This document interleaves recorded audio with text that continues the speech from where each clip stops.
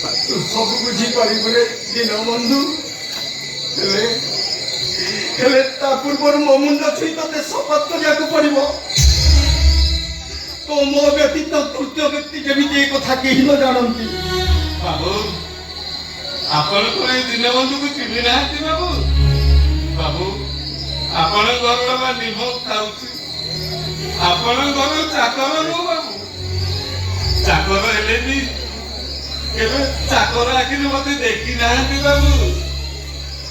ଆପଣଙ୍କ ରାଣ ଖାଇ ଶପଥ କରିବାର ସାହସ ମୋର ନାହିଁ ବାବୁ।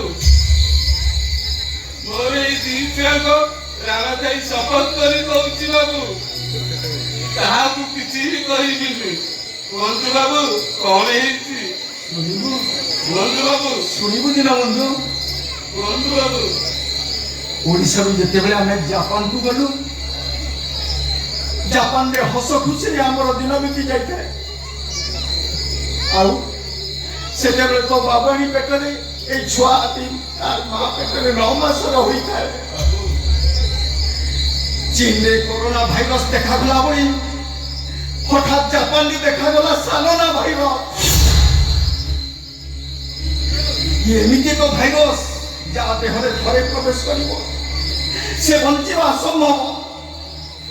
কালে মো পরিবার কিছু ক্ষতি ঘটিব সেই আশঙ্কারে মু সেঠারু চালি আসিলি। বাবু হেলে ভুবনেশ্বর এয়ারপোর্টে পৌঁছিছু তো বাবাণীর পেটর যন্ত্রণা বড়ি যাইଥାଏ। কোন করিবি? एक टैक्सी भड़ा करी पाखरे ଥିବା ଏକ ପ୍ରାଇଭେଟ ନର୍ସିଂ ହୋମକୁ ନେଲି। ସେ ନର୍ସିଂ ହୋମରୁ ମୁଁ ଶୁଣିବାକୁ ପାଇଲି ଓ ବାବାଣୀ ସାଲନା ଭାଇରସ ରୋଗରେ ଆକ୍ରାନ୍ତ। କେହି କିଛି ଜାଣିବା ପୂର୍ବରୁ ତ ବାବାଣୀକୁ ଧରି ମୁଁ ସେଠାରୁ ଚାଲି ଆସିଲି। ହେଲେ ଏଇ ମଶାଣି ବାଟ ଦେଇ ଆସିଲା ବେଳେ तो बाबाणी एक कोड़ा छुआटी को जन्म दे सबुदिन आर पारी को चली गला।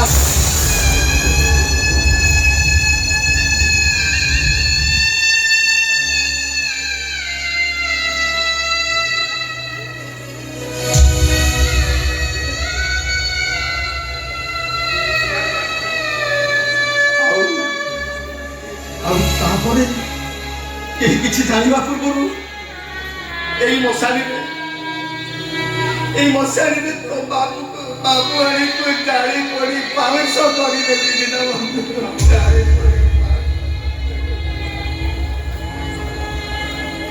हेले दीनबंधु बाबू अरे तू एठी कोन करूछु? बाबू मोरी अवस्था ठीक से बाबू। ଆପଣ ଆଉ ବାବୁଆଣୀ ଯେତେବେଳେ ବିଦେଶ ଚାଲିଗଲେ ମୋର ଏଇ ଝିଅକୁ 4 ବର୍ଷ ଆଉ ମୋ ପୁଅକୁ 9 ମାସ ହେଇଛି ବାବୁ। ଆଜି ହଠାତ୍ ଆଙ୍କ ବୋଉଙ୍କ ଦେହ ଭାରି ସିରିୟସ୍ ହେଇଗଲା ବାବୁ।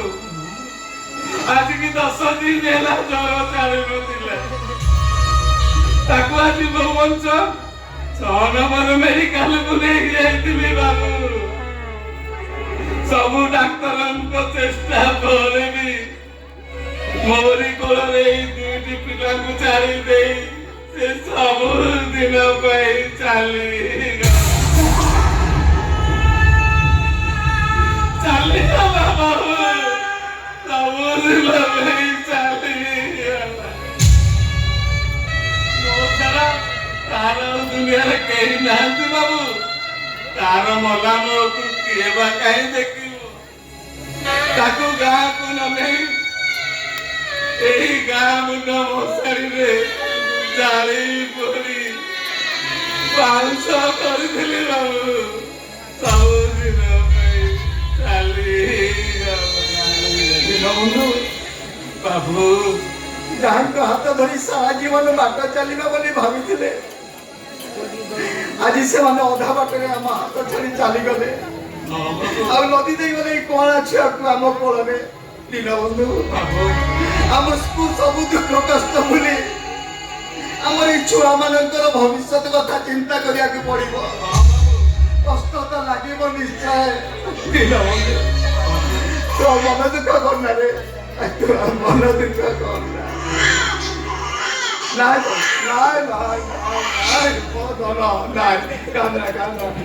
ଦୀନବନ୍ଧୁ ବାବୁ ଏମିତି ଆଖି ତଳେ ରହିଛି କାହିଁକି? ବାବୁ ତଣ୍ଟି ଶୁଖିଗଲା ନା କଣ? ବାବୁ ଜନ୍ମ ହେଲା କଥାରୁ ମା କ୍ଷୀର ଟୋପେ ବି ଖାଇନି। ବାବୁ ଦୀନବନ୍ଧୁ ଏମିତି ମୁଠାମୁଠା କରିଦଉଛି, ଦେଖିଲୁ ତା ନିଶ୍ୱାସ ବନ୍ଦ ହେଇଗଲା କଣ?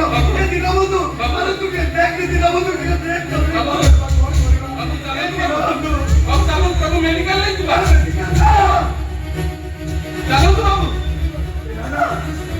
ଏ ମେଡିକାଲ ନେଲେ ସମସ୍ତେ ଜାଣିଯିବେ। ତାପରେ ମୋର ଅବସ୍ଥା କଣ ହବ? ଏ ମୋ ଛୁଆର ଅବସ୍ଥା କଣ ହବ? ଏ ପ୍ରଭୁ ମୁଁ କଣ କରିବି? ଏ ପ୍ରଭୁ ମୋ ଛୁଆକୁ ବଞ୍ଚେଇ ରଖ ଜଗତରନାଥ, ଜଗନ୍ନାଥ। ଏ ମୋ ଛୁଆକୁ ତୁମେ ବଞ୍ଚେଇ ରଖ ପ୍ରଭୁ, ମୋ ଛୁଆକୁ ତମେ ବଞ୍ଚେଇ ରଖ, ବଞ୍ଚେଇ ରଖ, ତମେ ବଞ୍ଚେଇ ରଖ। ବଞ୍ଚିବନି ସେ, କାରଣ ସେ ମରି ଯାଇଛି।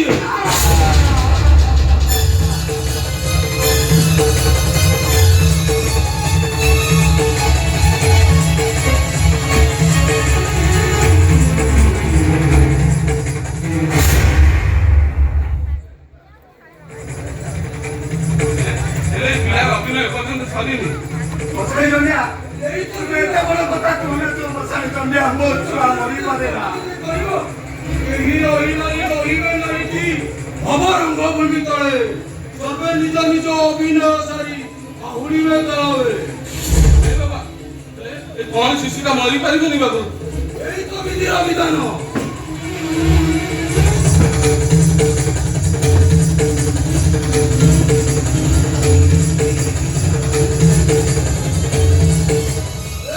ଶରୀରକୁ ଦେଖି ମୁଁ ଜାଣିପାରୁଛି ଆର ବଞ୍ଚିବାର ତମ ମାନଙ୍କ ହାତରେ ନାହିଁ।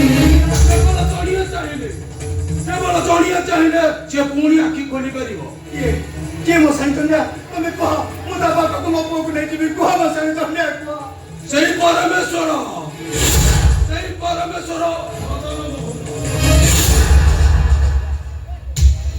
ସେ ପୁଣି ଚାହିଁଲେ ତମ ପୁତ୍ର ନୂଆ ଜୀବନ ପାଇବ।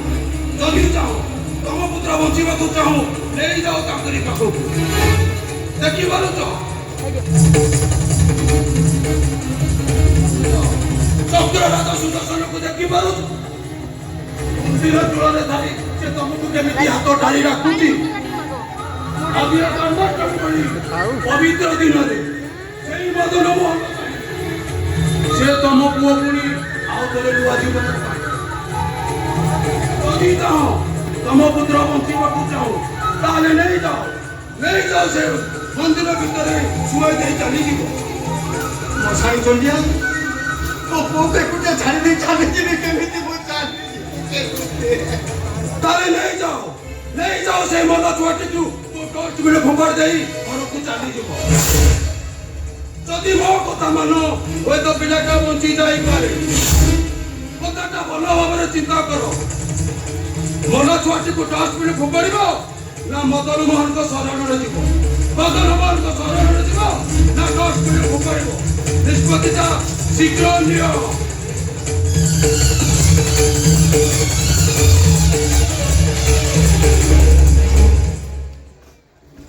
ହେଲେ ବାବୁ, ଛୋଟ ମୁହଁରେ ବଡ କଥା ବାବୁ। ମତେ କାହିଁକି এই ମଶାଣି ଚଣ୍ଡିଆ କଥାଟା ଠିକ ଲାଗୁଛି ବାବୁ।